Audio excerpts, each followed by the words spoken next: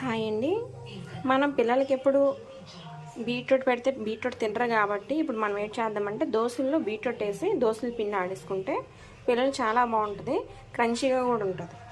అందుకని ఇప్పుడు దోశలకి బియ్యం నానబడుతున్నానండి. దీంట్లోనే కొంత శనగపప్పు వేసాను, కొన్ని మెంతులు వేసుకుంటే టేస్ట్ బాగా వస్తుందండి.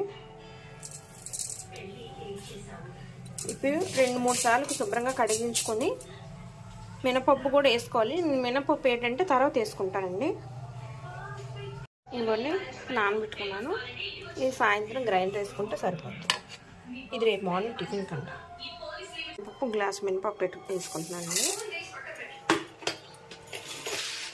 గ్లాస్ అంటే మరి గ్లాస్కి బాగోదు, కొంచెం సాఫ్ట్గా క్రంచీగా రావాలంటే గ్లాస్కి సగం వేసుకోవాలి. ఇవి ఎంత బాగా నానితే అంత బాగుంటాయండి దోశలు కూడా.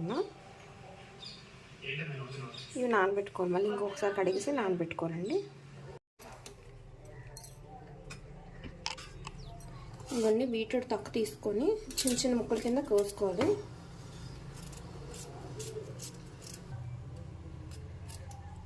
ఈ ముక్కల కింద కట్ చేసుకున్నాం కాబట్టి ఇప్పుడు మిక్సీలో వేసుకొని మిక్సీ జార్లో వేసుకొని మిక్సీ పట్టుకోవాలి ఒకసారి.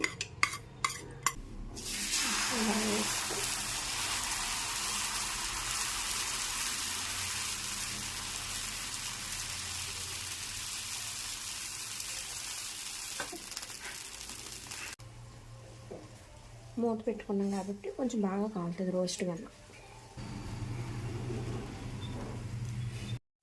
ఇవన్నీ చాలా రోస్ట్ కాలండి, చాలా బాగా క్రంచీగా కాలేదు.